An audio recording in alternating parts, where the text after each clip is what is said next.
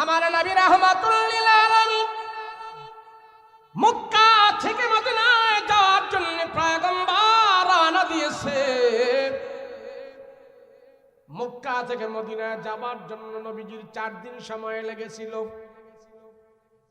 হযরত আবু বকরের বাড়িতে যায় আবু বকরকে সাথে নিয়ে রওনা হইলেন মদিনার দিকে। 4 দিন সময় যখন পার হয়, মদিনার জমিনে আমার রাসূল পা রাখলেন। মদিনাতে পা রাইখা আল্লাহর নবী সেখানে যখন অবস্থান করলেন, দেখলেন মদিনার কিছু সংখ্যক যুবকেরা আমার পয়গম্বরের জন্য তারা সেখানে দাঁড়ায় আছে। রাহমাতুল লিল আলামিন বলে, হে মদিনার যুবকেরা, বলো বলো তোমরা এখানে কেন দাঁড়ায় আছো? সব যুবকেরা বললেন, ইয়া রাসূলুল্লাহ, মক্কা ছেড়ে আপনি মদিনার মাঝে আসবেন আমরা জেনেছি। আজ থেকে 4 দিন আগে আপনার জন্য এখানে আমরা দাঁড়ায় আছি। নবী দেখতে পাইলেন যুবকদের হাতের মধ্যে এক একটা জিনিস নিয়ে দাঁড়ানো আছে। আল্লাহর পয়গম্বর দেখলেন মদিনার কোন যুবকের হাতে দুধের পেয়ালা, কারো হাতে গুস্তির পেয়ালা, কারো হাতে গাছের তাজা খেজুর, কারো হাতে ফলের মালা, কারো হাতে ফুলের মালা। এক একটা জিনিস নিয়ে যুবকেরা, মদিনার যুবকেরা আমার পয়গম্বরের জন্য এইভাবে দাঁড়িয়ে আছে।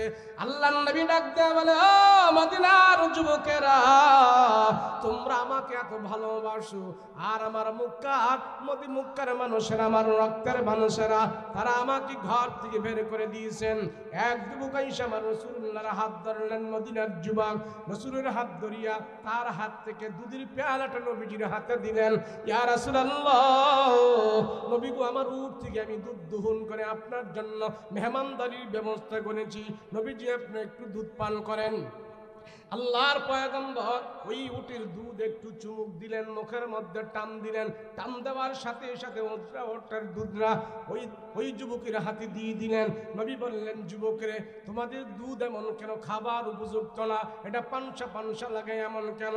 ওই যুবক চোখের পানি ছেড়ে দিয়া বলে, রাহমাতুল লিল আলামিন, ও পয়গম্বর, আমার এই আপনার জন্য আমি নিয়ে আসছি। আজ থেকে 4 দিন আগে আমি দুধ দহন করে আপনার জন্য রেখেছিলাম। 4 দিন পরে রাসূল দুধ আর খাওয়ার উপযুক্ত থাকে না, কথা দিলাম আমার উট থেকে দুধ দহন করে গরম দুধ আপনাকে আমি খাওয়ার ব্যবস্থা করব। ইন্ডিয়ার মানুষ, পাকিস্তানের মানুষ, পাকিস্তানের নারী পুরুষ, বাংলাদেশের নারী পুরুষ, আরব দেশের নারী পুরুষ, আমেরিকার নারী পুরুষ, সব দেশের নারী পুরুষ একসাথে খানায় কাবা তোয়াফ করে। একদিনও একজন পুরুষ আরেকজন নারীর দিকে লোলুপ দৃষ্টি দিতে পারে নাই, একজন নারী আরেকজন পুরুষের দিকে লোলুপ দৃষ্টি দিতে পারে নাই। খানায় কাবায় নারী পুরুষ একসাথে ঘোরাঘুরি করে, একসাথে তোয়াফ করে। কোনো একটা অকারণ সেখানে হয় না, কোনো একটা জিনা সেখানে হয় না, কোনো একটা নারীর গায়ে একজন পুরুষও সেখানে হাত দিতে পারে না। জানে যদি এখানে কোনো অকারেন্স করি, ডাইরেক্ট কল্লা ফতে করে দিবি। কথা বলেন ঠিক কিনা? তদ্রূপ আমার এই বাংলাদেশে যদি এক টাইম হয়, চোর ধরা পড়ছে, জেলখানায় ঢুকানোর দরকার নাই, ওটা রিমান্ডের মার দেওয়ার দরকার নাই। হাতে নাতে প্রমাণ পাওয়া গেছে, ডাইরেক্ট তার হাত কাইটা দাও। এই হাত কাইটা সুনামগঞ্জ সদরে ঝুলাইয়া দাও, আর এখানে লেখা দাও এটা উমুক বাপের উমুক ফুলার পোলা, হ্যাঁ চুরির ধরা পড়ছে, হাত কাটা গেছে। কয়েকটা হাত সুনামগঞ্জ সদরে ঝুলাইয়া দিলে পুরো সুনামগঞ্জ সদর চোরমুক্ত হয়ে যাবে, সুনামগঞ্জ জেলা চোরমুক্ত হয়ে যাবে। কথা বলো ঠিক কিনা? কিন্তু করবো কেডা? কোন চুরি করবো? যে এই আইন করবো, হ্যাঁ চিন্তা করে আমার হাতনি কাটা যায়। কথা বলেন ঠিক কিনা? আর যতদিন পর্যন্ত কোরআনের আইন না হবে, ততদিন পর্যন্ত বাংলাদেশ চোরের খেতাব থেকে মুক্ত হবে না। কথা বলেন ঠিক কিনা? আপনি মনে করেন পুলিশ দিয়া, বিডিআর দিয়া, আর্মি দিয়া, র্যাব দিয়া, সীতা দিয়া, কোবরা দিয়া, রিমান্ডের মার দিয়া, জেলখানা বানায়া আপনি এই দেশ ভালো করে ফেলবেন? কখনো না, কখনো সম্ভব নয়। এই থানা হয়েছে কয় বছর হয়েছে? এই ফুলাবেন কথা কয় কাটারে, এই থানা হয়েছে কয় বছর হয়েছে? কেউ কইতারে না। হ্যাঁ 30 বছরের উপরে। আচ্ছা ধরেন না 30 বছর। সুনামগঞ্জ সদর না এটা, তাহলে 50 বছর কি 30 বছর? হ্যাঁ সদর থানা ধরেন না 50 বছর। এই 50 বছরের ভিতরে এই থানার ভিতরে একটা থানার দায়িত্বে ভারপ্রাপ্ত ওসি থাকে, সর্বোচ্চ 2 বছর ওনার মেয়াদ এখানে। তাহলে 50 বছরে 2 বছর করে হলে 25 জন ওসি এখানে আসছে এবং গেছে। এই 50 বছরের ভিতরে 25 জন ওসিকে সরকার রেশন দিছে, বেতন দিছে, বোনাস দিছে, কত কিছু দিছে, গাড়ি দিছে, গাড়ির তেল সুবিধা দিছে, কোয়ার্টার দিছে। কেন দিছে? যে সুনামগঞ্জ সদরে যেন কোনো বাটপার চিটার সন্ত্রাস জন্ম না হয়, যেন কোনো লুটতরাজ দর্শন না হয়, এই দায়িত্ব দিয়া তাদেরকে এখানে পাঠাইছে। মোটামুটি 30 জন 35 জন পুলিশও দিছে। আপনি বলেন তো দেখি, এই পুলিশেরা সরকারের এত টাকা বেতন পায়া, রেশন পায়া, তারা কি এই সমাজের চুরি বন্ধ করতে পারছে? কোনো একটা চোরকে তারা যদি ধইরা থানার ভিতরে ঢুকাইছে, গরু চোর ঢুকাইছে, এখন গরু চুরি আর করে না, থানাতে বের হয়ে এখন মানুষ খুন করে। এইভাবে মানুষ দুনিয়ার মানুষের আইন দি চোর ভালো খরচ হয় না, জিনা ব্যভিচার ভালো খরচ হয় না। কোরআনের ফর্মুলা লাগে, কোরআনের আইন লাগে। দুনিয়াতে আমরা দেখি নাই, শুধু একবার যদি দেখে যেতে পারতাম যে সংসদে কোরআনের একটা আয়াতের আইন পাশ হয়েছে, এরপরে আমরা দেখতে পারতাম এই একটা আয়াতের বদলতে তামাম বাংলাদেশের সব চোরেরা ভয় পাইত, কারো টাকার দিকে কেউ নজর দিত না। কথা বলো ঠিক কিনা? বাংলাদেশ এটা ওয়াজ করতে শুরু করছি না, এখনো ওয়াজ শুরু করছি না। ছোট একটা কিচ্ছা শোনেন। জাপানের তারা সারা দুনিয়ার টেকনোলজি বার করছে। এই যে মাইক আছে না, মাইক, এই মাইক আবিষ্কার করছে, এটা মেশিন যন্ত্রপাতি টেকনোলজি সর্বপ্রথম আবিষ্কার করছে জাপান। যত টেকনোলজি আছে, ক্যামেরা, এটা সেটা, সব এগুলো টেকনোলজি, আধুনিক যন্ত্রপাতি, এগুলা বার করছে জাপানের তারা, আর নকল করছে চায়নার তারা। তো জাপান চিন্তা করলো আমাদের দেশে এত অত্যাধুনিক হওয়ার পর মাঝে মাঝে আমাদের দেশে চুরি হয়, তো আমরা এত কিছু বানাইছি, আমাদের দেশের আইন শৃঙ্খলা বাহিনী দিয়ে চুরি বন্ধ করা যায় না, চোর ধরার একটা মেশিন আবিষ্কার করি আমরা। তো জাপানের জ্ঞানী গুণী যারা আছে, ইঞ্জিনিয়ার যারা আছে, হেরা চোর ধরার মেশিন বার করছে। চোর ধরার মেশিন বার কইরা এটা জাপানের মোড়ে মোড়ে লাগাই দিছে। 2 মাস পরে যায় চেক করে দেখবো কয়টা চোর ধরা পড়ছে। তো 2 মাস পরে যায় তারা মেশিন খুইলা দেখে, জাপান থেকে যেখানে যেখানে মেশিন লাগাইছে চোর ধরা পড়ছে পুরো জাপান থেকে 5 জন। কয়জন বলেন না, কয়জন? 5 জন। আমেরিকা তারা চিন্তা করলো সারা দুনিয়াতে আমরা মাতাব্বুরি করি, আমাদের দেশেও মাঝে মাঝে চুরি হয়, আমাদের বদনাম, এই চোর ধরার টেকনোলজি মেশিন আমাদের দেশেও লাগাই। তুই আমেরিকার হেরাও চোর ধরার মেশিন লাগাইছে মোড়ে মোড়ে। 2 মাস পরে যায় চেক করে দেখে চোর ধরা পড়ছে 20 জন। কয়জন? আবার কইেন না ওয়াজের ঘরে, হুজুর এই যে কইলেন এটা কোন কিতাবও আছে? এটা কিতাবের কথা না, এটা একটা ঘটনা। আমেরিকার তাদের পরে চিন্তা করলো সৌদি আরবের তারা, আমার দেশে মক্কা মদিনা আছে, আমার দেশে অত এইভাবে চুরি হয়, মাঝে মাঝে মক্কা মদিনায় চুরি হয়ে যায়, বিভিন্ন আজনবীরা এখানে ধরা ঢুকছে, এরা আইসা চুরি করে।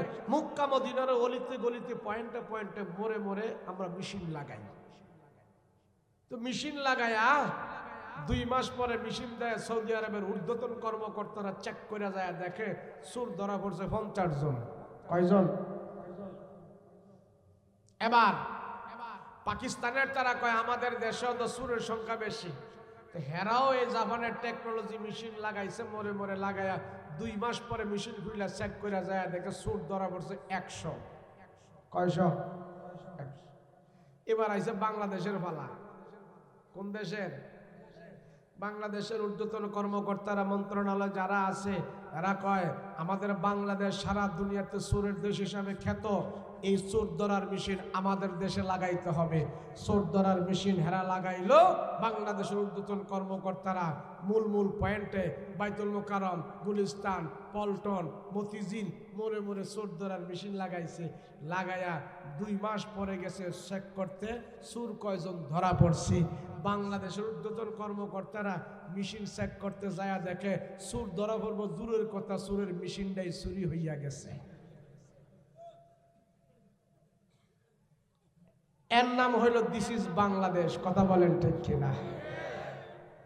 এই দেশ আপনি পুলিশ দিয়ে ভালো করে ফেলবেন, এই দেশ আপনি আর্মি দিয়ে ভালো করে ফেলবেন। আমরা মোল্লারা ভক করতেছি, খালি একটা আইন করেন সুর ভালো হয়ে যাব। আমাকে কথা যতদিন না শুনবা সুরের খেতাব নিয়েই মরতে হবে। কথা বলো ঠিক কিনা? যাই হোক, আমি আজকে ওয়াজ করব, লম্বা আলোচনা করতাম, সংক্ষিপ্ত সময় আমি কিছু কথা বলবো। এই যে আপনারা বসছেন এখানে, কেসরা কোসরা ভোলা হইন কম, সবটি বুঝবেন, ওয়াজ সবাই বুঝবান। সব আমি দেখলাম, সব মাথা আমি দেখছি, একটাও ছোট কেসরা কাসরা ভোলা হইন নাই, সব বুঝবান ভোলা হইন। মুরব্বী, মধ্যবয়সী, একবারে বেশি মুরব্বীও নাই, মধ্যবয়সী, ওয়াজ বুঝুন না সব শ্রোতা। কথা কোন ঠিক না? ঠিক না? আপনারা সবাই বুঝেন না ওয়াজ? সবাই বুঝেন না ওয়াজ? মানে কোন তালের ওয়াজ করতাম আপনারা কত দেখি? গজল টজল শুরু করে দিব? হ্যাঁ, কোরআনে কারীমের মাহফিল যতদিন পর্যন্ত এই বাংলাদেশে কোরআনের প্রথা চলবে, কোরআনের কথা চলবে, কোরআনের আলোচনা চলবে, অতদিন পর্যন্ত সারা পৃথিবীর মানুষ যদি এই বাংলাদেশের বিরোধিতা করে, বাংলাদেশকে কিছুই করতে পারবে না। যত বিরোধিতা করছে বাংলাদেশে, আপনি গুগলের রিপোর্ট, গুগলের চার্জ দেন, বর্তমান ইনস্ট্যান্ট এই বাংলাদেশে 25 লক্ষের উপরে কোরআনের হাফেজ আল্লাহ তৈরি করে দিয়েছে। বর্তমানে বাংলাদেশে 25 লক্ষের উপরে কোরআনের হাফেজ, আলহামদুলিল্লাহ বলেন। সৌদি আরবে 25 লক্ষ কোরআনের হাফেজ নাই, দুবাই নাই, আমেরিকা নাই। যেই সৌদি আরবে জিব্রাইল এসে আল্লাহ রসুলের কাছে কোরআনের আয়াত পাঠিয়েছেন, নবী রসুল এসেছে, সাহাবী এসেছে, সেই দেশেও 25 লক্ষ কোরআনের হাফেজ নাই। বর্তমান বাংলাদেশে 25 লক্ষের উপরে কোরআনের হাফেজ বর্তমানে আল্লাহ তৈরি করে দিয়েছে। আপনারা খুশি না বেজার? আপনারা খুশি, কিন্তু এই দেশের ভিতরে এক শ্রেণীর লোক খুশি হতে পারে না। তারা কারা? এরা হলো বিজাতীয়, ভিনদেশীয় দালাল, ইসলামের শত্রু, মুসলমানের শত্রু, কোরআন হাদিসের শত্রু। তারা খুশি হতে পারে না, কিন্তু আমরা সব ইমানদারেরা খুশি। কথা বলেন ঠিক কিনা? আল্লাহ আমাদের সবাইকে কবুল করেন, বলেন আমিন। আল্লাহ জানে মালে বরকত দাও, বলেন আমিন। আল্লাহ মাহফিল যেন কবুল করে, বলেন আমিন। আল্লাহ জানে মালে বরকত দাও, বলেন আমিন। হায়াত তৈয়বা দান করো, বলেন আমিন। রাসূল পাক সাল্লাল্লাহু আলাইহি ওয়াসাল্লাম, আমার নবী দুনিয়াতে এসে সাথে সাথে আল্লাহর কোরআনের দাওয়াত দেয় নাই। নবীজি সাথে সাথেই কালেমার দাওয়াত দেয় নাই। যেই সমাজ আল্লাহ রসুলকে দুনিয়াতে পাঠিয়েছেন, সেই সমাজের ভিতরে আমার রসুলকে 40 বছর পর্যন্ত আল্লাহ সেখানে বসবাস করিয়েছেন। 40 বছরের ভিতরে মক্কার কাফের মুশরিকেরা, বেঈমানেরা, ফাসেকেরা, যারা ইসলামের দুশমন ছিল, তারাও দেখেছে 40 বছরের ভিতরে মুহাম্মাদের জবান দিয়ে কোনো দিন মিথ্যা কথা বের হয় নাই। সুবহানাল্লাহ। শত্রু। আর 40 বছর আমার রাসূল তাদের মাঝে চলাফেরা করেছে, একদিনও তাদেরকে কালেমার দাওয়াতের কথা বলে নাই। কেন? আল্লাহর পক্ষ থেকে হুকুম হয় নাই, অর্ডার হয় নাই। যখন 40 বছর পার হলো, আল্লাহ নবুয়তি দিলেন। নবুয়তি দেওয়ার পর আমার রাসূল শুরু করলেন কোরআনের দাওয়াত, শুরু করলেন তাওহীদের দাওয়াত, শুরু করলেন এক আল্লাহর দাওয়াত। সর্বপ্রথম 2টা পদ্ধতির মাধ্যমে আমার রাসূল কোরআনের দাওয়াত শুরু করেছেন, ইসলামের দাওয়াত শুরু করেছেন। এক হইল কোরআনের তেলাওয়াত, 2 হলো কালেমার দাওয়াতের মাধ্যমে। এক হইল কোরআনের তেলাওয়াতের মাধ্যমে, 2 হলো কোরআনের কালেমার দাওয়াতের মাধ্যমে। নবীজি যখন কোরআন তেলাওয়াত করতেন, বিভিন্ন দেশের কাফের মুশরিকরা এসে নবীজির কোরআন তেলাওয়াত শুনতেন। শুনেই তারা বিনা দাওয়াতে কালমা পড়ে মুসলমান হয়ে যেতেন। তো আবু জাহেল, উকবা, শাইবা, আবু লাহাব তারা চিন্তা করলো, মুহাম্মদ যদি এইভাবে কালেমার দাওয়াত দিতে থাকে, মুহাম্মদ যদি এইভাবে ইসলামের প্রচার শুরু করতে থাকে, তো ডাইনে বামে যেমনি হোক মুহাম্মদের সংখ্যা, ইমানদারের সংখ্যা, দল বল বাড়তেছে। এইভাবে যদি মুহাম্মদের দল বড় হয়, আমার আবু জাহেলের নেতাগিরি থাকবে না। আবু জাহেল চিন্তা করলো, মুহাম্মদের এই কোরআনের মিশন মানুষ যেন কালেমা গ্রহণ করতে না পারে, কেমনে কি করতে হয়। তো মক্কা একটা জায়গা আছে দারুন নাদওয়া, এই দারুন নাদওয়ায় কাফেররা মিটিং শুরু করলো। আবু জাহেল, উকবা, শাইবা, আবু লাহাব, ওলীদ ইবনে মুগীরা, উতাইবা সবাইরে ডাকলেন। ডাকার পরে আবু জাহেল বলে, এই তোমাদের কি রায়? মুহাম্মদ যেইভাবে মানুষদেরকে ইসলামের দিকে আকৃষ্ট করতেছে, এইভাবে যদি মুহাম্মাদের দল সংখ্যা বাড়ে, আমরা যাব কোথায়? আমাদের কথা তো কেউ শুনবে না। একজনে কয়, আমরা মানুষদেরকে বাধা দেব, আমরা টাকা দেব, এই দিব সেই দিব, বিভিন্ন কিছু দিব। আবু জাহেল কয়, আমার কাছে একটা বুদ্ধি আছে। বলে, কি বুদ্ধি?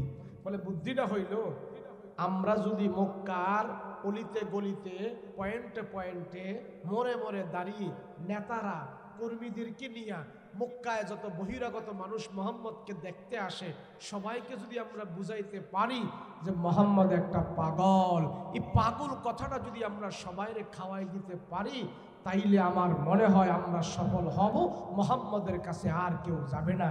এবার সবাই বলতেছে, ইয়েস স্যার, আমরা এটাই মানব, এই পদ্ধতি আমরা অবলম্বন করব। তো সকালবেলা সব নেতারা কর্মীদেরকে নিয়ে মোড়ে মোড়ে পয়েন্টে পয়েন্টে দাঁড়ায় আসে, আর রাসূলকে দেখতেছে। দেখার জন্য মফস্বল এলাকা, গাঁও গ্রাম থেকে নারী পুরুষ, জুয়ান বুড়া, কড়া ছোট বড় সব আসতেছে নবীজিকে দেখার জন্যে। তারা যখন আসতেছে, আবু জাহেলরা বাধা হয়ে দাঁড়াইছে, কই যাও?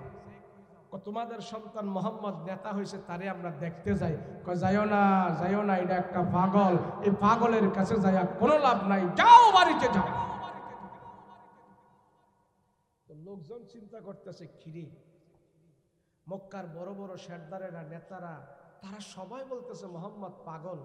তো মানুষ চিন্তা করলো, মুহাম্মদ পাগল হইল, ছোটখাটো পাগল হইব না, এটা বড় পাগল হইব। কেন? আবু জাহেল বড় নেতা, সে বলতেছে পাগল। মেম্বারে কয়, চেয়ারম্যানে কয়, হুজুরে কয়, মাস্টারে কয়, ডাক্তারে কয়, ইঞ্জিনিয়ারে কয়, সবাই যদি একটা কথা কয়, সেই কথাটা কি ছোট হইতে পারে না বড় হইতে পারে?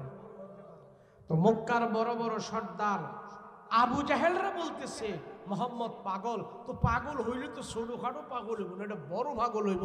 আর আমরা জনগণ আসছি যেহেতু বড় একটা পাগল, এই পাগলটারে আমরা দেখাই যাবো না, দেখা যাবো না। সুবহানাল্লাহ। নেতাদেরকে বলতেছে, দেন না, আমাদেরকে জায়গা দেন, আমরা দেখবো, পাগলটারে দেখবো, দেন। আবু জাহেল কারে পাগলের কাছে যায় সময় নষ্ট করে লাভ নাই, যাও। নেতারা কয়, না, আমরা জনগণ কয়, না, আমরা পাগলটারে দেখবো। নেতাদের কথা ওভারটেক কইরা খানায় কাবার ভিতরে সব জনগণ নারী পুরুষ ঢুইকা গেছে আমার রাসূলুল্লাহকে দেখার জন্য। সুবহানাল্লাহ। তো সবাই যায় খুঁজতেছে পাগলটা কোথায়, পাগলটা কোথায়। খুঁজতে খুঁজতে যায় দেখে আমার নবীজি আল্লাহর কালাম হাতে নিয়ে তেলাওয়াত করতেছে। নবীজি খানায় কাবার সামনে বসে বসে কোরআন তেলাওয়াত করে। নবীজির চেহারা মুবারকের আলো খানায় কাবার দেয়ালের মধ্যে যায় লেগে আছে। নবীজির চেহারা মুবারকের আলো দিয়ে পুরাটা খানায় কাবার দেয়াল আলোকিত হয়ে আছে। একে অপরের কিরে আবু জাহেলরা কইল মোহাম্মদ পাগল, কিন্তু কই মোহাম্মদ পাগল হইলে মোহাম্মদের চেহারা এত সুন্দর, পাগলের চেহারা এত সুন্দর হতে পারে না। কথা বলেন ঠিক কিনা? আরে পাগলের চেহারা তো এত সুন্দর নয়। যে পাগল হবে তার চেহারা ফ্যাকাশে থাকবে, চুলগুলো আলো জালো, জামা কাপড় ভাড়াচাটা এমন থাকবে। কিন্তু এত সুন্দর চেহারার মানুষ কেমনে পাগল হয়? এবার সব জনগণ দাঁড়িয়ে আছে। আচ্ছা দেখি মোহাম্মদ যদি পাগল হতো, মোহাম্মদ পড়তেছে কি কোরআন হাতে, দেখি একটু পড়া শুইনা দেখি, তেলাওয়াত শুইনা দেখি। পাগল হলে তো তার তেলাওয়াতের আগাগোড়া ঠিক থাকতো না। কেন? পাগলের কথা আগাগোড়া ঠিক থাকে না। একবার গান গায়, আরেকবার গজল গায়, একবার হিন্দি কয়, আরেকবার ইংলিশ কয়, এটা বেতাল অবস্থায় থাকে। দেখি আমরা মোহাম্মদ যদি পাগল হয়ে থাকে তো মোহাম্মদ যে কি তেলাওয়াত করে এগুলি আমরা একটু ভালো করে শুনে দেখি মোহাম্মদ আসলেই পাগল কিনা, দাড়ি কবা ঠিক আছে কিনা। সব জনগণ আমার রাসূলুল্লাহর কোরআন তেলাওয়াত শোনার জন্য তারা রাসূলুল্লাহর পিছনে নীরবে স্তব্ধ হয়ে দাঁড়িয়ে আছে। আর আমার রাসূল কোরআন তেলাওয়াত বিসমিল্লাহির রাহমানির রাহিম।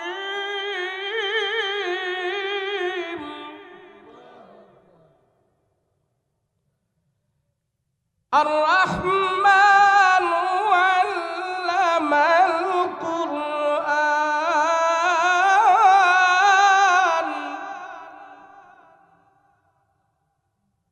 খালাকাল ইনসান।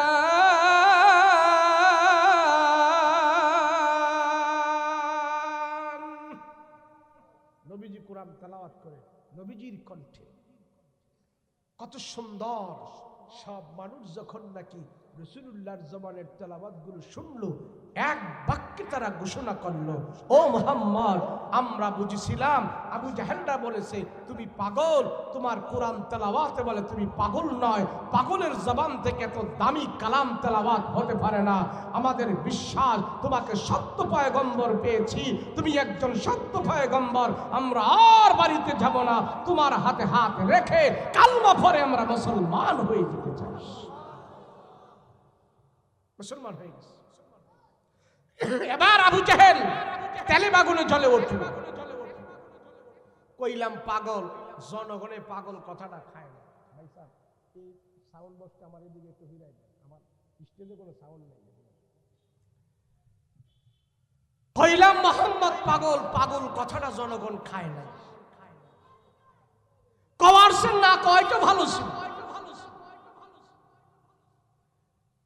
হিতে আরো বিপরীত হয়ে গেছে। আরো দাও, আমার দিকে দাও, আমার দিকে দাও, সুন্দর করে দাও, দাও। হ্যাঁ হ্যাঁ, এটাও দাও, এটাও দাও, একটু কমায় দাও, এটার সাউন্ড আলাদা কমায় দাও। মাইকগুলো খুব ভালো, বেশি পাওয়ার। আবু জাহেল বলি, মুহাম্মদ যদি এইভাবে কোরআনের তেলাওয়াত শুনে শুনে মানুষদেরকে ইসলামের দিকে নিয়ে যায়, আমার আবু জাহেলের আর খাওয়া থাকবে না। এই সমাজের মানুষ আমাকে দাম দিবে না।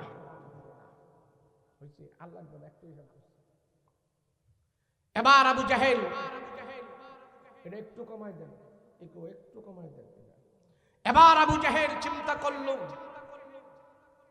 মুহাম্মদকে নিজে বললাম, নেতা দিয়ে বললাম, নেতাদের কথা কেউ শোনে নাই।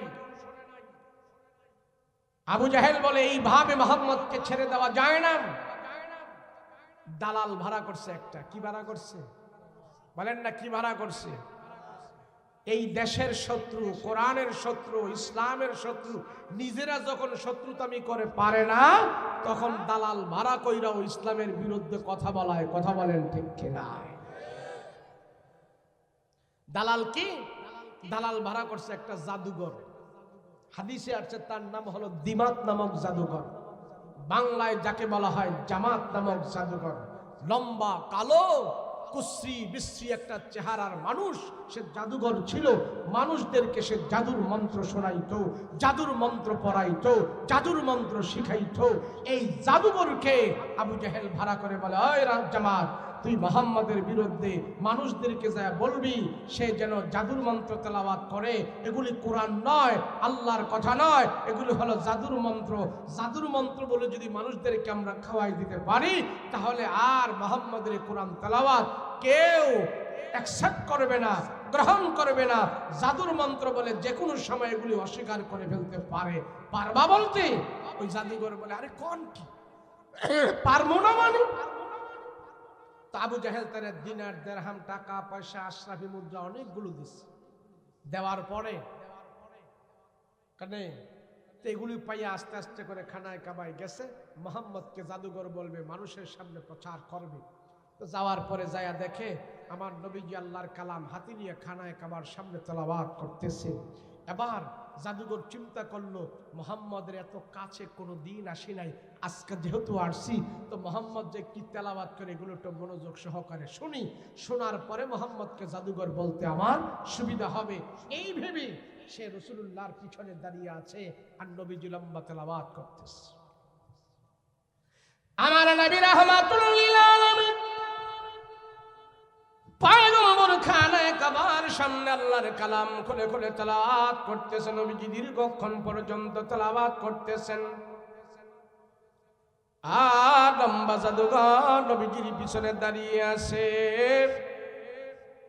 রাহমাতুল লিল আলামিন কোরআন কারীমের তেলাওয়াত করতেছেন। দীর্ঘক্ষণ পর্যন্ত তেলাওয়াত করার পর নবীজি আবার তেলাওয়াত বন্ধ করলেন। নবীজি কোরআনের তেলাওয়াত বন্ধ করে ঘাটটা ঘুরা পিছনের দিকে তাকায়া দেখলেন ওই লম্বা জাদুঘর দাঁড়িয়ে আছে। আর তার চোখের দিকে তাকায়া দেখেন লম্বা জাদুঘরের চোখ থেকে পানিগুলো টপ টপ করে দুনিয়ার জমিনে পড়া আরম্ভ করে দিয়েছেন। আল্লাহর নবী ডাক দিয়া বলে, এ ভাই, তুমি কান্না করো, কারণটা কি? কেন এখানে কান্না করো? তোমার চোখ থেকে পানি পড়তেছে, কারণটা কি? আমি রাসূল তোমাকে কোনো কষ্ট দিয়েছি কিনা? আমার কোনো সাহাবী তোমাকে কোনো কষ্ট দিয়েছি কিনা? কেন এখানে কান্না করো? কারণটা কি? কিসের আশা, কিসের দুঃখ, কিসের বেদনা? আমার কাছে বলো, কেন তুমি এখানে কান্না করো? ওই জাদুঘর শুধু কান্না করতেছে, কান্না করতেছে।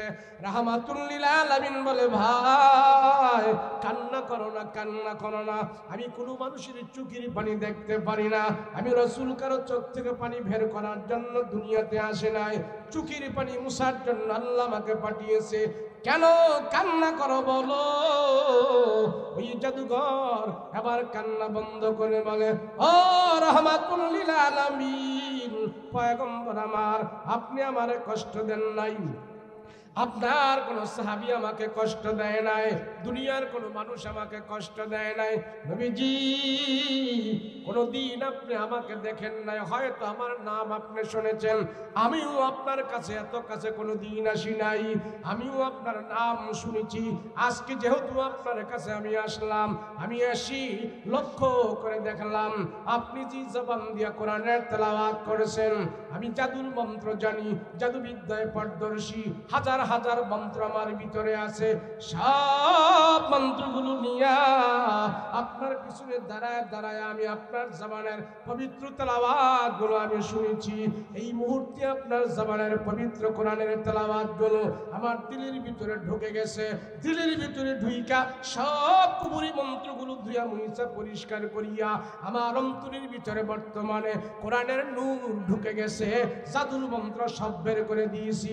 আমি আর আবু জাহেল কুবা সাইবাদের কাছে যাব না, আপনার হাতে হাত রেখে আমি কালমা পড়ে মুসলমান হয়ে যেতে চাই। এবার রাসূল জাদুঘরকে কালেমা পড়ে মুসলমান বানাই দিছে। এই খবর আবু জাহেলের কানে গেছে। আবু জাহেলের তো তেলে বাগুনে জ্বলে উঠে গেছে, হায় হায় হায় সর্বনাশ, আমাদের এত বড় জাদুঘর পাঠাইলাম, মুহাম্মদের জাদুতে আমগো জাদুঘর কাবু হইয়া গেছে, হায় হায় হায়। আবু জাহেলের মাথা নরম না গরম? বলেন না, নরম না গরম? আরো গরম হয়ে গেছে। আবু জাহেল সবাইকে ডেকে বলে, শোনো, আমি আর কারো বুদ্ধি শুনতে চাই না, আমি আর কারো কথা শুনতে চাই না। আমি আবু জাহেল বেঁচে থাকতেই মুহাম্মদের মৃত লাশ দেখতে চাই। যার যার বাড়িতে তীর বর্ষা বললাম, অস্ত্র শস্ত্র যা আছে সব কিছু নিয়ে মুহাম্মদের বাড়ি ঘেরাও করো। আমাকে যদি তোমরা নেতা মানো, সব মানুষ আমার রাসূলুল্লাহর বাড়ির চতুর্পার্শ্বে এসে তীর বর্ষা বল্লম অস্ত্র শস্ত্র নিয়ে রাতের অন্ধকারে নবীজির বাড়ি ঘেরাও দিছে। লম্বা কথা আমি সংক্ষিপ্ত করে বলছি, ঘেরাও দি আজ রাতের অন্ধকার হবে আর অতর্কিত হামলা করে মুহাম্মদকে দুনিয়ার জমিন থেকে বিদায় করে দেওয়া হবে। এটাই হলো আবু জাহেলের সিদ্ধান্ত। আবু জাহেল বারবার চেষ্টা করেছে আমার রাসূলুল্লাহকে দুনিয়া থেকে বিদায় করে দেওয়ার জন্য। শতবার চেষ্টা করেও যতবার চেষ্টা করেছে ব্যর্থ হয়েছে। আমার আল্লাহ আমার রাসূলকে সব সময় আবু জাহেলের ষড়যন্ত্র থেকে মুক্তি দিয়েছেন। সুবহানাল্লাহ। আল্লাহ কে, আবু জাহেল তুই দোয়া করছস, মুহাম্মদের লাশ তুই জীবিত থাকতে দেখবি, আমি তোর দোয়া কবুল করেছি অর্ধেক, পুরাটা না। কোনটা না? আবু জাহেল বলছে, আমার জীবদ্দশায় আমি মুহাম্মদের মৃত লাশ দেখতে চাই। নাউজুবিল্লাহ বলেন, জোরে বলেন নাউজুবিল্লাহ। আবু জাহেল চিন্তা করলো, মুহাম্মদের মৃত লাশ আমি দেখব, আমি জীবিত থাকতেই মুহাম্মদের দুনিয়া থেকে বিদায় করে দিতে চাই। আল্লাহকে বিদায় তো করবা, আমিও তাম দুনিয়ার মানুষের দেখাই দেব, তোর লাশ, আমার রাসূলুল্লাহর লাশ পৃথিবীর কোনো মানুষ দেখবে না, তোর লাশ সারা দুনিয়ার মানুষ দেখবে। কথা বলেন ঠিক কিনা? যারা রাসূল পাক সাল্লাল্লাহু আলাইহি ওয়াসাল্লাম ঘরের ভিতরে বসা হযরত আলী রাদিয়াল্লাহু আনহুকে নিয়ে দিনের ব্যাপারে পরামর্শ করতেছে, আর ঘরের চতুর্পার্শ্বে রাত্রে তীর বর্ষা বল্লম অস্ত্র শস্ত্র নিয়ে যখন তারা উৎপেতে আছে, রাতের অন্ধকার হবে, এই অন্ধকারে মুহাম্মদকে দুনিয়ার জমিন থেকে বিদায় করে দেওয়া হবে। আল্লাহ পাক ওহী নাযিল করে জানাই দিলেন, নবীজি আমি শুধু আপনার খবর রাখি না, আপনার শত্রুদেরও খবর রাখি। সুবহানাল্লাহ। এই যারা ইসলামের বিরোধিতা করে, যারা কোরআনের বিরোধিতা করে, যারা দেশের বিরোধিতা করে, যারা মুসলমানের বিরোধিতা করে, তাদের খবর আল্লাহর কাছে আছে না নাই? জোরে বলতে হবে, আছে না নাই? আল্লাহ সব জানে, সব দেখতেছে। আপনি মনে করেন যারা ফেসবুক চালাও, ইন্টারনেট চালাও, খবর পেয়েছো না? আজকে 2 দিন ধরে আমেরিকার একটা শহরে আগুন জ্বলছে, আছে খবর? আছে এই খবর আছে? 2 দিন ধরে এখন পর্যন্ত আগুন নিভাইতে পারে নাই। কথা বলেন ঠিক কিনা? ওই এক লোকে কুড়াল দিয়া গাছ কাটে, গাছ কাটে না কুড়াল দিয়া, লাকড়ি ফারে না কুড়াল দিয়া, তো লাকড়ি যে ফারে ওটা তো গাছ, তো গাছে কুড়াল দেখো বাইরে, তুই যাতে হইলি লোহা, আমি হইলাম গাছ, তোর সাথে আমার সাথে কোনো জিন্সের মিল নাই, জাতের মিল নাই। কেরে ভাই তুই এমনি ভাইরা ভাইরা আমার ভিতরে আইতাছস, আমার ভিতরে ঢুকতাছস, আমারে কেরে তুই শেষ করে ফেলতাছস? তো কুড়াল দা লোহা, লোহায় কয় বাইরে আমার দোষ নাই, দেখ আমার মতার মধ্যে তোর মতন গাছ একটা লাগাই রাখছে, তরে দিয়া দিয়ে এমনি আমারে ফাটতাছে, আমারে ঢুকাইতাছে। তোর মতন যাইতে ভাই যদি আমার মাথার মধ্যে না লাগাই থাকতো, আমি নিজে ভাইরা ভাইরা তোর ভিতরে ঢুকতাম না। কথা বলেন ঠিক কিনা? ইহুদি মুশরিক তারা জানে যদি নকল টুপিওয়ালা, নকল দাড়িওয়ালা মুসলমানের ভিতরে না ঢুকায়, আমরা নিজেরা মুসলমানের ভিতরে সরাসরি ঢুকার কোনো সুযোগ নাই। কথা বলেন ঠিক কিনা? জন্য আলেম ওলামা আমাদের দেশে, যে সমস্ত আলেম ওলামার আমাদের দেশে ইসলামের কথা বলতেছে, কোন দল হক কোন দল বেহক আপনারা বুঝবান, আপনাদেরকে এত ভাঙ্গা চুরে বোঝানোর আর দরকার নাই। কথা বলেন ঠিক কিনা? আল্লাহ আমাদের তৌফিক দান করেন, হকের সাথে থাকে, হকের সাথে থেকে যেন জীবন যাপন করতে পারে সেই তৌফিক দান করেন। বলেন আল্লাহুম্মা আমিন। সব চতুর্দিকে আমার রাসূলুল্লাহর বাড়িতে ঘাও। আল্লাহ ডাক দিয়া বলে, নবী গো ঘরের দরজাটা খোলেন না, দেখেন না বাহিরের অবস্থা তো ভালো না। তো নবীজি ঘরের দরজা খুলছে, খুইলা দেখে হায় হায় হায় হায় সর্বনাশ, আর এই শস্ত্র নিয়ে দিয়ে আমার ঘরের চতুর্পার্শ্বে দাঁড়িয়ে আছে, এটা তো আমার চাচতো ভাই, ওটা আমার বন্ধু, ওটা আমার এই, ওটা আমার এই, সব আমার রক্তের মানুষগুলো আমাকে মেরে ফেলার জন্য তারা ষড়যন্ত্র করতেছে। তো নবীজি হযরত আলী রাদিয়াল্লাহু আনহুকে সাথে নিয়ে ঘরের ভিতরে লেখালেখি করতেছে। তো লেখালেখি যে করতেছি, তো নবীজি হযরত আলীকে বলে, ভাই আলী, অবস্থা তো ভালো না। তো নবীজি আল্লাহর দরবারে হাত উঠেছে, আল্লাহ আমি এখন কি করব? আমার ঘরের চতুর্পার্শ্বে মানুষ অস্ত্র শস্ত্র নিয়ে কাফেররা আমাকে মেরে ফেলবে এরকম ষড়যন্ত্র করতেছে, আমি করবোটা কি? আল্লাহ নবীজি আপনি শুধু একটু হরকত করবেন, নাড়াচাড়া করবেন, আর বাকি যত পানিশমেন্ট শায়েস্তা করার সব ব্যবস্থা আমি আল্লাহ পাক নিজে নিয়েছি। জোরে বলেন না সুবহানাল্লাহ। কয় কি হরকত? আপনি এক্ষুনি মক্কার জমিন ছেড়ে বের হন, মদিনার দিকে চলে যান। রসুলকে, আল্লাহ এত তাড়াতাড়ি আমি তো আনপ্রস্তুত, মদিনার দিকে যাব, এক্ষণে মদিনায় যদি আমি যাই তো আমি খানায় কাবা পামু কই? যেই খানায় কাবার দিকে তাকাই আমি কোরআন তেলাওয়াত করি, আল্লাহ আমার পেটে 2 দিন 3 দিন পর্যন্ত খাবার থাকে না। খানায় কাবা সামনে নিয়ে যখন নাকি আমি কোরআন তেলাওয়াত করি, এই কোরআন তেলাওয়াতের বরকতে আর খানায় কাবার বরকতে আমার পেটের 2 দিন 3 দিনের ক্ষুধা পর্যন্ত দূর হয়ে যায়।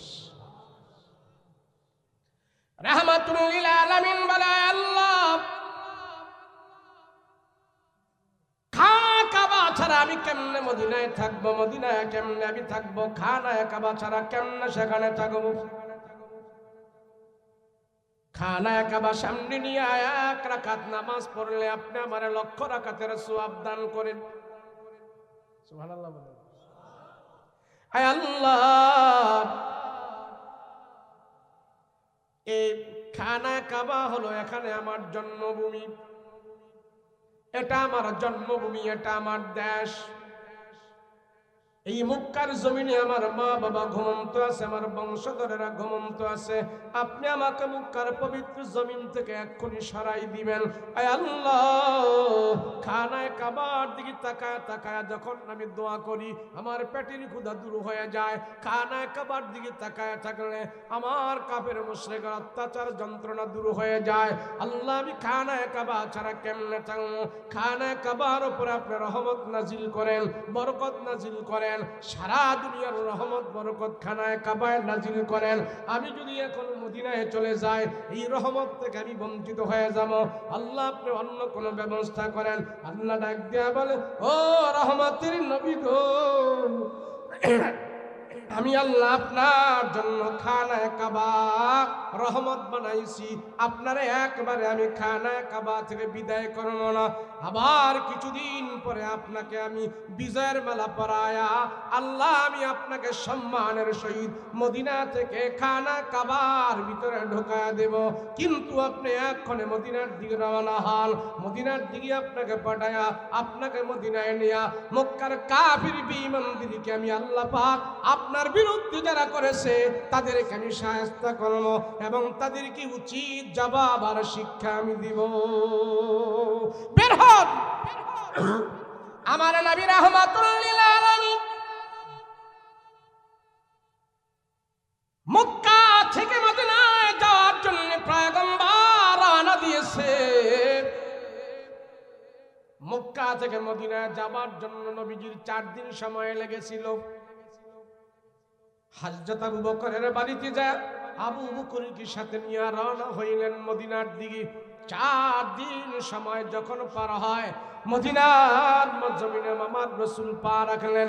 মদিনাতে পা রাইখা আল্লাহর নবী সেখানে যখন অবস্থান করলেন, দেখলেন মদিনার কিছু সংখ্যক যুবকেরা আমার পয়গম্বরের জন্য তারা সেখানে দাঁড়ায় আছে।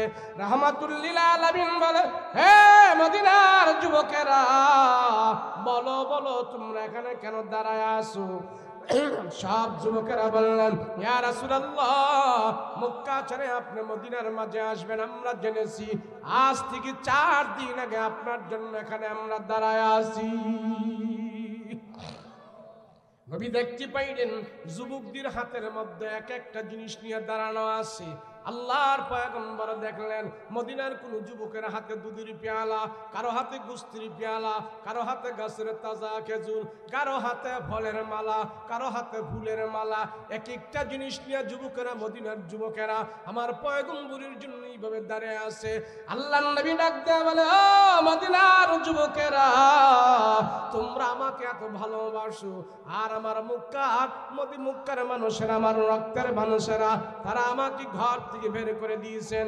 এক যুবক এসে আমার রাসূলুল্লাহর হাত ধরলেন, মদিনার যুবক রাসূলের হাত ধরিয়া তার হাত থেকে দুধের পেয়ালাটা নবীজির হাতে দিলেন। ইয়া রাসূলুল্লাহ, নবী গো, আমার উট থেকে আমি দুধ দহন করে আপনার জন্য মেহমানদারির ব্যবস্থা করেছি, নবীজি আপনি একটু দুধ পান করেন। আল্লাহর পয়গম্বর ওই উটের দুধ একটু চুমুক দিলেন, মুখের মধ্যে টান দিলেন, টান দেওয়ার সাথে সাথে ওটার দুধরা ওই যুবকের হাতে দিয়ে দিলেন। নবী বললেন, যুবকরে, তোমাদের দুধ এমন কেন, খাবার উপযুক্ত না, এটা পানসা লাগে এমন কেন? ওই যুবক চোখের পানি ছেড়ে দিয়া বলে, রাহমাতুল লিল আলামিন, ও পয়গম্বর, আমার এই আপনার জন্য আমি নিয়ে আসছি। আজ থেকে 4 দিন আগে আমি দুধ দহন করে আপনার জন্য রেখেছিলাম। 4 দিন পুরো রাসূল দুধ আর খাওয়ার উপযুক্ত থাকে না, কথা দিলাম আমার উট থেকে দুধ দহন করে গরম দুধ আপনাকে আমি খাওয়ার ব্যবস্থা করব। রাহমাতুল লিল আলামিন মদিনার যুবকদের ভালোবাসা দেখে পয়গম্বর আল্লাহ দরবারে হাত উঠে ডেকে বলে, ও মালিক,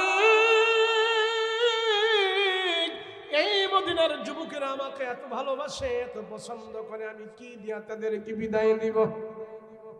নবীজি মদিনার সীমানায় পা রেখে তাদের জন্য দোয়া করলেন, আয় আল্লাহ, মদিনার মানুষের মালে বরকত দাও, মদিনার মানুষের সম্পদে বরকত দাও, তাদের হায়াতের ভিতরে বরকত দাও। নবীজি মদিনার সীমানায় পা রেখে মদিনাবাসীদের জন্য যখন দোয়া করেছে, নবীজির জন্য আল্লাহ বরকত এমন ভাবে মদিনায় চালু করে দিয়েছে, যাদের কাছে 3 মাস খেজুর আসতো, যাদের বাগানে 6 মাস খেজুর আসতো, নবীজি মদিনায় যাওয়ার পর 3 মাস আর 6 মাস খেজুর নয়, এখন 12 মাস খেজুরের ব্যবস্থা হয়ে গেছে। এখন আর কারো কাছে 3 মাস খেজুর আসে না, এখন আর কারো কাছে 6 মাস খেজুর আসে না। নবীজির বরকতে আল্লাহ 12 মাস তাদের কাছে খেজুরের ব্যবস্থা করে দিয়েছেন। সুবহানাল্লাহ। আল্লাহ ডাক দিয়া বলেন, নবীজি আপনি মদিনায় যাবেন, আমার রহমত মদিনায় যাবে, আপনি উহুদে যাবেন, আমার রহমত উহুদে যাবে, আমার বরকত উহুদে যাবে, আপনি তায়েফে যাবেন, আপনার কারণে তায়েফে বরকত যাবে। আমার রাসূল যেখানে যেখানে গেছে আল্লাহর বরকত আল্লাহ সেখানে সেখানে দান করেছে। মদিনার সব যুবকেরা রাহমাতুল লিল আলামিনকে পাইয়া আনন্দে আত্মহারা হয়ে বলে, রাহমাতুল লিল আলামিন, পয়গম্বর আপনি মদিনায় আসছেন, আমার বাড়ির মেহমান হবেন। এক যুবক আমার নবীজির হাতে ধরে বলি, ইয়া রাসূলুল্লাহ, আমার বাবা ঘরের ভিতরে অসুস্থ মানুষ, আমার বাবা আমাকে পাঠিয়েছে আপনাকে আমাদের বাড়িতে নেওয়ার জন্য। আমার বাবা ঘরের ভিতরে বকরির গোশত পাক করে বসে আছে, আপনি না যাওয়া পর্যন্ত আমার বাবা বকরির গোশতে হাত লাগাবে না। নবী গো, আপনি আমাদের বাড়িতে আসেন, আপনি আমাদের মেহমান হবেন। আর এক যুবক এসে বলে, ইয়া রাসূলুল্লাহ, আমার মা ঘরের ভিতরে সুন্দর একটা চাদর বিছায় রাখছে আপনার জন্য, রাসূল গো আপনি আমাদের বাড়ির পহেলা মেহমান হবেন। আর এক যুবক এসে বলে, ইয়া রাসূলুল্লাহ, আজকে পহেলা মেহমান আমাদের বাড়িতে বানাইতে চাই, ওই তো পাহাড়ের উপরে আমাদের বাড়ি। ইয়া রাসূলুল্লাহ, ইয়া হাবিবাল্লাহ, রহমতের নবী, ওই তো ডান দিকে আমাদের বাড়ি, ওই তো বাম দিকে আমাদের বাড়ি। মদিনার যুবকেরা আমার রাসূলকে নিয়ে কারাকারি লাগে, কে প্রথম মেহমান বানাবে? রাহমাতুল লিল আলামিন চিন্তা করলেন, আমি রাসূল যদি ইচ্ছা করে কোন যুবকের বাড়ির মেহমান হয়, এই যুবকই খুশি হবে, আর বাকি যুবকেরা মনটা খারাপ করবে। না না, আমি রাসূল ইচ্ছা করে মদিনায় কারো মেহমান হব না, কারো বাড়িতে আমি ইচ্ছা করে মেহমান হব না। নবীজি সব যুবকদেরকে ডাক দিয়া বলে, হে যুবকেরা, আমি রাসূল ইচ্ছা করে কারো বাড়ির মেহমান হব না, আমি যে উট দিয়া মুখ মক্কা থেকে মদিনায় আসছি, ওই উটির উপরে আমি বসা থাকবো। উটটা চলতে চলতে মদিনায় যায়, যার বাড়িতে বসবে আমি রাসূল তার বাড়ির মেহমান হয়ে যাব। আমার রাসূলের কত সুন্দর ব্যবস্থাপনা, কত সুন্দর তীক্ষ্ণ বুদ্ধি। মদিনার সব মানুষ রাসূলুল্লাহকে মেহমান বানাইতে চায়, আর রাসূল বলে, আল্লাহ আমার ঘরের মানুষগুলো, আমার বংশের মানুষগুলো আমাকে ঘর থেকে বের করে দিয়েছে, মাতৃভূমি থেকে বের করে দিয়েছে। আল্লাহ মদিনার এই যুবকদেরকে তুমি কবুল করে নাও। বলেন আল্লাহুম্মা আমিন। রাহমাতুল লিল আলামিন বলে, হে মদিনার যুবকেরা শোনো, তোমরা সবাই আমাকে মেহমান বানাইতে যাও। আজকে পহেলা মেহমান। আমি রাসূল ইচ্ছা করে যাব না, আমার উট যার বাড়িতে যা বসবে আমি রাসূল তার বাড়ির মেহমান হব। নবীজি উটির উপরে বসা, আর দুই পাশে সব সাহাবীরা দাঁড়ানো আছে। উট চলতেছে, সাহাবীরাও চলতেছে, নবীজি উটের উপরে বসা আছে। সব সাহাবীরা নবীজির উপরে দুরূদ পড়তেছেন, পড়তে পড়তে উট চলতেছে। উট যায় পাহাড়ের উপরে দুতালা একটা বাড়ির সামনে, উটটা হাঁটু করে বসে গেল। রাহমাতুল লিল আলামিন উটের লাগাম ধরে টান দেয়, উট উঠে না, উট উঠে না, হাঁটু করে বসে গেছে।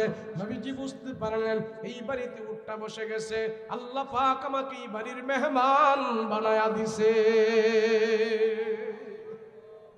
সব সাহাবীরা বুঝতে পারলেন নবীর উট যেহেতু এই বাড়িতে বৈশা গেছে, তো রাসূলকে আল্লাহ পাক এই বাড়ির মেহমান বানায়া দিছে। তো নবীজি বলতেছে, বাড়িওয়ালা কে? বাড়িওয়ালা কে? বাড়ির মালিক কে? দেখতেছেন একটা মধ্যবয়সী লোক রাসূলুল্লাহর দিকে আগায় আগায় আসতেছে। নবীজি দেখেই তারে চিনে ফেলছে, ও তুমি তো আবু আইয়ুব আনসারী, তোমার বাড়ি কি এটা? বলে, ইয়া রাসূলুল্লাহ, এটা আমার বাড়ি।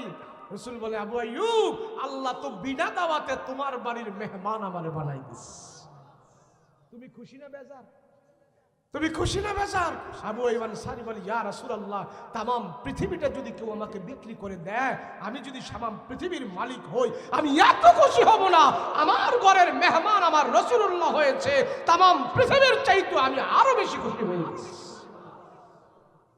রাসূল, আবু আইয়ুব, দেখো না মক্কা থেকে মুসলমান ভাইরা, আমার সাহাবীরা, তারা মেষপাল, ছাগল, বকরি, খেজুরের বাগান, দোকান পাট সব রেখে দিয়া কাফের মুশরিকদের অত্যাচার সহ্য করতে না পেরে শুধু আমার রাসূলুল্লাহর ভালোবাসায় তারা মদিনায় চলে আসছে। ও আবু আইয়ুব, তাদের পাচক খাবার দাবার যা ছিল সব শেষ হয়ে গেছে। আবু আইয়ুব, তুমি মুসলমান ভাইদের একটু খাবারের ব্যবস্থা করো, তাদের পেটে খাবার নাই। মক্কা থেকে হাঁটতে হাঁটতে যারা মদিনায় 4 দিন লাগায় আসছে, পাচক খাবার দাবার শেষ। কাফেররা তাদেরকে খাবার দাবারও নিতে সময় দেয় নাই। দেখো তাদের পেটের ক্ষুধা নিবারণ করো। যখন এই কথা বলছে, আবু আইয়ুব আনসারী সাথে সাথে উট বকরি জবাই করা শুরু করে দিয়েছে। আবার রুটি পাক হচ্ছে, গোস্ত পাক হচ্ছে, চুলায় ধাউ ধাউ করে আগুন জ্বলছে, বিশাল বড় আয়োজন। এই আবু আইয়ুব আনসারীর বাড়ি থেকে কয়েক কিলোমিটার দূরে ইহুদিদের বড় আলেম, নাম হইল আব্দুল্লাহ ইবনে সালাম। হ্যাঁ, তাওরাত, জাবুর, ইনজিল এই 3 কিতাবের হাফেজ। সে খেজুর গাছের উপরে উঠে খেজুর গাছ পরিষ্কার করতেছে। তো ওখান থেকে সে দেখতেছে আবু আইয়ুব আনসারীর বাড়ির দিকে ধোঁয়া উঠতেছে। তো ওই আলেম মনে করছে, ও আবু আইয়ুব আনসারীর বাড়িতে মনে আগুন লেগে পুরা ছারখার হয়ে যাইতেছে। তো গাছের উপর থেকে সে ডাইকা বলতেছে, ছাত্ররা, আরে যা যা হেদিকে যা, দেখ মুসলমান আবু আইয়ুব আনসারীর বাড়িতে মনে আগুন লেগে পুরা ছারখার হয়ে যেতেছে, যাও করে সহযোগিতা করগা। ওরা দৌড়ে আইছে, দৌড়াইতে দৌড়াইতে দৌড়াইতে দৌড়াইতে আইসা দেখে এখানে কোনো বিপদ সংকেত না, সবার মুখে হাসি আর খুশি, সবাই আনন্দ করতেছে, পাক শাক হইতেছে, চুলায় আগুন জ্বলছে।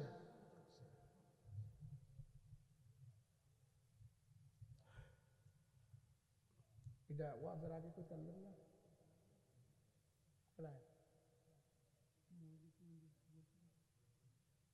কইছি টাকাও দেখতো আগে কইবেন তো। যাই হোক, আবু আইয়ুব আনসারী ওট বকরি জবাই করে সব সাহাবীদের জন্য খাবারের ব্যবস্থা করলো। ইহুদিরা এসে দেখলো এখানে কোনো বিপদ সংকেত নয়। সব হাসি খুশি। তো জিজ্ঞাসা করে, এই তোমরা এখানে এত পাক শাক কেন হইতেছে, এত হাসি খুশি কে? জানো না, আব্দুল্লাহর বেটা মোহাম্মদ মক্কা থেকে মদিনায় চলে আসছে, শেষ নবী, শ্রেষ্ঠ নবী, দুজাহানের নবী এই ঘরে মেহমান হয়েছে। আমরা তার আনন্দে, তার হাসিতে, তার জন্য মেহমানদারির পাকশাক এখানে করতেছি, সেই জন্য আমরা এখানে আনন্দ করতেছি। ইহুদিরা কয়, কয় মোহাম্মদ মক্কা থেকে মদিনায় চলে আইছি? বলে হ্যাঁ। আরে কই, আমরা তো জানলাম না। তোমরা ইহুদি, তোমাকে জানাবো কে? তো ইহুদি ছাত্ররা দৌড়ে তাদের হুজুরের কাছে গেছে, যায় ওস্তাদজি, যে তাওরাত পড়া পড়া আমাগরের আখিরি নবীর কথা আপনি শোনাইতেন, ওই নবী তো মক্কা থেকে মদিনায় আয়া পড়ছে। ওই আলেম গাছের উপরে যখন এই কথা শুনছে, ও লাভ দিয়ে নেমে গেছে। কষ্ট না, মুহাম্মদ মদিনায় চলে আইছে, আমি জানি না। সবাই রাইখা সে আলেম দৌড়ে আসছে, আইসা আবু আইয়ুব আনসারীর বার করে, দোস্ত তোমার বাড়িতে নাকি মোহাম্মদ চলে আইছে? বলে হ্যাঁ। তা আমি দি জানলাম না, আমার দি জানাইলা না? তগরে জানানো, তোরা তো ইহুদি, তোরা তো মুসলমানদের শত্রু, নবীদের শত্রু, কোরআনের শত্রু, ইসলামের শত্রু, তোদেরকে কেন জানাবো? কেন জানাবো? এখন এই ইহুদি বড় আলেমে কয়, তোমার কাছে আমি একটা অনুরোধ করি, শুধু এক নজর মোহাম্মদকে দেখার সুযোগ আমারে করে দাও। আব্দুল্লাহ ইবনে সালাম আবু আইয়ুব আনসারী কয়, না না না, তোরা ইহুদি, তোরা মুখে যা কস দিলে তো তা না, তোরা জাত ইহুদি খুব খারাপ জাত, তোদেরকে যদি আমার রাসূলুল্লাহর কাছে নিয়ে যায় তাহলে তোরা আমার নবীকে অসম্মান করবি, তোদেরকে নিয়ে যাওয়া যাবে। এই বড় ইহুদি বড় আলেমে কয়, তোমার হাতে ধরি, পায়ে ধরি, শুধু একবার নবীরে আমারে দেখাই দাও, আমি কিচ্ছু বলবো না, শুধু নবীজির চেহারাটা দেখবো আমি, আর কিছু না। আচ্ছা দাঁড়া, রসুলের জিজ্ঞেস করে আছে, নবী যদি কয় এরপরে তোরে লইয়া যাবো। তো রসুলের কাছে যায়, বলছি ইয়া রাসূলুল্লাহ, ইহুদিকে বড় একজন আলেম আইছে আপনার সাথে দেখা করতে, নবী আপনি দেখা করবেন? কয় না, নাম কি? আব্দুল্লাহ ইবনে সালাম।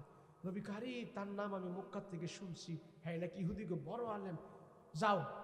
সে যদি ইহুদি একজন আলেম, তো তার আলেমের সম্মানে আমি তার সাথে দেখা করবো। সুবহানাল্লাহ। নবীজি অন্য ধর্মের আলেমরা এত দাম দিছে, আর আমি যদি সুযোগ পাই আমার ধর্মের আলেমটা কি না করিস, কথা কন ঠিক না? তো নিয়ে আইছে আব্দুল্লাহ ইবনে সালামরে ধরে ধরে আবু আইয়ুব আনসারী নিয়ে যায়, আর কয়, শোন, যে রসুলকে আমরা জানের থেকে প্রাণের থেকে বেশি মহব্বত করি, ওই রসুলের সাথে যদি কোনো বেয়াদবি করস, কল্লা নিয়ে যাইতে পারবি না, কিন্তু মন রাখিস। সুবহানাল্লাহ। কল্লা মুখে যা বলো, রাসূলের সামনে যে তা করবি। লয়ে গেছে, নিয়ে এসে নবীজির সামনে দাঁড় করাইছে, কই এটা হইল নবীজি, এটা হইল আবু বকর, এটা হইল ওমর, এটা হইল ওসমান, এটা হইল আলী, সব দেখছ, চিনছ? বলে হ্যাঁ। তার তোমার সামনে যিনি আছে উনি হইলেন মুহাম্মদুর রাসূলুল্লাহ সাল্লাল্লাহু আলাইহি ওয়াসাল্লাম। ইহুদি বড় আলেম, নবীজির পায়ে, বুকে, মাথায়, চেহারায় সব দিকে খালি এমনি তাকায়। এক পর্যায়ে যায় নবীজির চেহারার দিকে তাকায় রয়েছে, ডাইনে বামে সামনে পিছনে কোথাও তাকায় না, শুধু নবীজির চেহারার দিকে তাকায়, টাসকি মারা লাগিয়ে দিছে। তো নবী কয়, ও তুমি ইহুদিকে বড় আলেম, আমার চেহারার দিকে তাকায় রয়েছে, কিছু কও না, তুমি কিছু কও না? মানে হ্যাঁ, কিছু কয় না, শুধু নবীজির চেহারার দিকেই তাকায় রয়েছেন। সুবহানাল্লাহ। কিছুক্ষণ পরে সে বলতেছে, ইয়া রাসূলুল্লাহ, আমি আপনার চেহারার দিকে তাকাইয়া কোনো খারাপ মন্তব্য করি নাই নবীজি, আমার এই বুকের ভিতরে তাওরাত কিতাবটা আছে, পুরো তাওরাতের কিতাবের হাফেজ আমি, আর এই তাওরাত কিতাবের ভিতরে আপনার সব বর্ণনা সেখানে দেওয়া আছে, ওখান থেকে আমি পরে পরে আমার দিলের ভিতরে আপনার বর্ণনাগুলো মুখস্থ করেছি, আমার তাওরাত কিতাবের সাথে মিলাই মিলাই আমি দেখেছি নবীজি, তাওরাতে বর্ণনা আছে মুহাম্মদের কপালটা কেমন হবে, চুলগুলো কেমন হবে, দাঁতগুলো কেমন হবে, কানটা কেমন হবে, গালগুলো কেমন হবে, দাড়িগুলো কেমন হবে, সবগুলো আমি তাওরাতের সাথে মিলাইয়া দেখেছি। ওই তাওরাতের সাথে মিলাইয়া আপনার চেহারার ভিতরে যুক্তির কোষ্ঠীপত্র দিয়া যাচাই করে দেখলাম, তাওরাতের ভিতরে আপনার সব বর্ণনা যে পড়েছি, সম্পূর্ণ বর্ণনাগুলো আজ রাসূল আপনার চেহারার ভিতরে আমি পেয়ে গিয়েছি। আমার আর কোনো সন্দেহ নাই। তখন রাসূল কইতে, সন্দেহ না, তাহলে মুসলমান হয়ে যাও। কথা দিলাম আমি তাওরাত বুকে নিয়ে কালমা পরে আপনার হাতে হাত রেখে মুসলমান হয়ে যাবো। সুবহানাল্লাহ। মুসলমান হয়েছে, লম্বা কথা, মুসলমান হয়েছে। মুসলমান হওয়ার পরে নবীর নবীজি আমি যদি এখনো ইহুদিগোর সাথে থাকি তো আপনি আমার একটা কাজ করেন। কই কি কাজ? মুসলমান তো হয়েই গেছি, তো কাফির ইহুদি থাকতে উটের গোস্ত খাইতাম না, উটের দুধ খাইতাম। তো মুসলমান হয়েছি, তো মুসলমান হওয়ার পরও আমি এই হুকুমটা মানতে চাই। ওখানেও আমি মুসলমান হওয়ার পরে ওদের দুধ খামো, গোস্ত খাইতাম না, তাহলে ইহুদিরা মনে করবো আমি ইহুদিগোর সাথে আছি। আর মুসলমান তো হয়েই গেছি, বুঝেন না? মানে কিছু কিছু ইহুদি ধর্ম মানবো আর কিছু কিছু মুসলমানের ধর্ম মানবো, দুনো দলটাই সমন্বয় করে চলবো। এমন লোক আছে না? না নাই? আছে না? না নাই? সোদও খায়, ঘুষও খায়, আবার শুক্রবারে গিয়ে পয়লা কাতারে লম্বা মুসল্লি হইতে চায়। আছে না? না নাই? মাহফিলেরও সভাপতি, বাউল গানেরও সভাপতি, সবাই তাল মিলে চলতে চায়। আছে না? না নাই? গুলালু মার্কা কিছু কিছু নেতা আছে, এটি গুলালু মার্কা। মন্দিরেও যায়, দরগাতেও যায়, দুর্গাতেও যায়, মাদ্রাসায়ও যায়, মসজিদেও যায়, বাউল গানেও যায়, যাত্রাতেও যায়, মাহফিলেও আহে। আছে না? না নাই? হ্যাঁ, কি ও চাচা আপনি তো সব করে বাতিজা রাজনীতি করলে সব জায়গায় যাইতে হয়, সবার বড়ই দরকার। আমি কি আপনি এইবার ভ্যাল ডিভিশন পাস করবেন? যেটাই সব দলের মিলে যাইতে চায়, ইমান আমল সব জায়গায় বিক্রি করতে চায়, এটা নেতা নয়, এটা গুলালু। কথা কোন ঠিক কিনা? তো হ্যাঁ চাইছে যে আমি ইসলাম ধর্ম মানবো, এই ধর্ম মানবো, নবীজি আমার একটু সুযোগ দেন। তো রসুল কা শোনো, তুমি যে কিছু কিছু ইসলাম মানবা আর কিছু কিছু ইহুদি ধর্ম মানবা, এমন সুযোগ ইসলামে নাই। আচ্ছা, তুমি যখন বলছো, আল্লাহর কাছে তোমার কথাটা হাওলা করে দিছি, দেখি আল্লাহ পাক তোমারে এই কথার প্রেক্ষিতে কি জবাব দেয়। কেন ইসলাম ধর্মের মালিক তো আমি নবী না, মালিক হয়েছে কে? আর আল্লাহ যদি তোমার কিছু কিছু মানার সুযোগ দেয় তা কোনো অসুবিধা নাই। এই কথা কইয়া যখন নাকি আল্লাহর উপর হাওলা করে দিছে, কিছুক্ষণ পরে জিব্রাইল এবং গট গট গট গট করে ঘন্টার আওয়াজ বাজায়া কোরআনের একখান আয়াত আমার নবীজির কাছে হাজির করে দিছিস। সে আয়াতটা কি? ইয়া আইয়ুহাল্লাযীনা আমানু দুখুলু ফিস সিলমি কাফা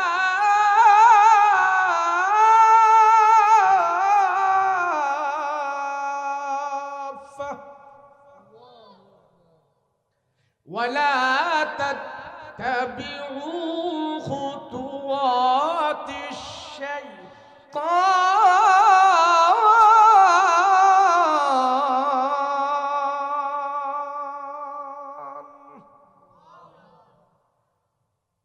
ইন্নাহু লাকুম আদুব্বুম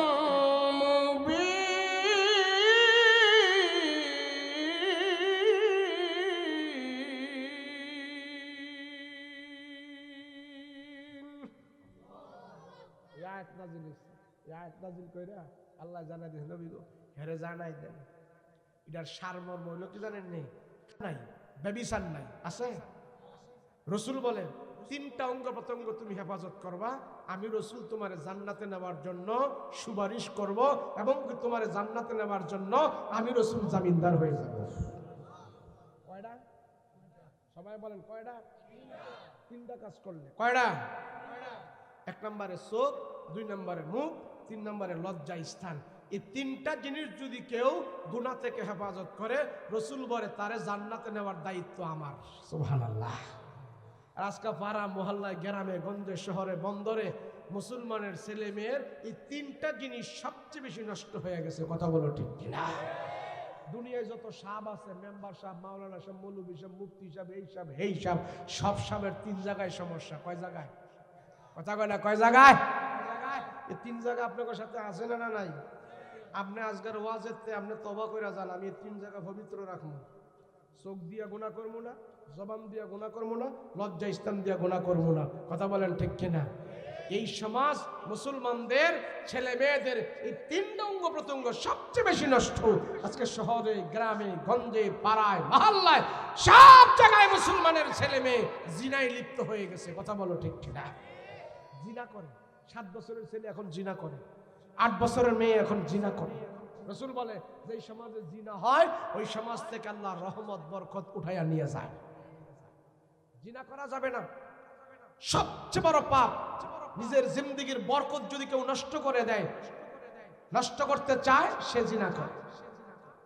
যেই সমাজে জিনা করা সহজ, বিয়ে করা কঠিন, ওই সমাজের ভিতরে আল্লাহর পক্ষ থেকে এক এক করে আযাব আর গজব আসতে থাকে। কথা বলো ঠিক কিনা? কিরে বিয়া করস না কে? হুজুর কাজ বাস নাই তো, নিজের ভাইয়া দাঁড়ায় লই, এরপরে বিয়া করবো। হ্যাঁ, নিজের ভাইয়া দাঁড়াইতে দাঁড়াইতে সব বইটা শেষ। আর রসুল কয় তুই নিজের ভাইয়া খারা আর বাপের ভাইয়া খারা, উপযুক্ত হইছিস তো বিয়া কর, আল্লাহ তোর জিন্দেগিতে বরকত দিব। কথা কোন ঠিক কিনা? এক সাহাবী রসুলের কাছে আইছে, আয়া কয় নবীজি আমি তো ঘরে অভাব, তো নবী কয় বিয়া কর। নবী কি কয়? এই কথা কয় কি কয়? এই পোলা কয় নবীজি আমি খাইতাম পাই না, বিয়া করলে বউরে খাওয়া মুখী, তুমি করো আল্লাহ বরকত দিব। তো নবীজির কথা শুনে কোন রকম ভয়ে ভয়ে একটা বিয়া করছে। বিয়া করার পরে এখন সে বাজারে মাটি নিয়ে যায় বিক্রি করতে।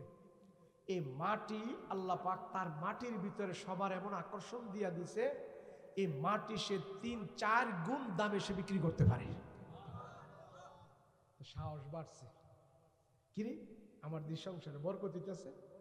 তো রসুলের কাছে গেছে, ইয়া রাসূলুল্লাহ সংসারে তো বরকত হয়, কিন্তু যেই পরিমাণ আমার টাকা টোকা দরকার নবীজি সেই পরিমাণ তো আমি টাকা টোকা পাইতেছি না, আমার ঘরে অভাবে লাগিয়ে রয়েছে।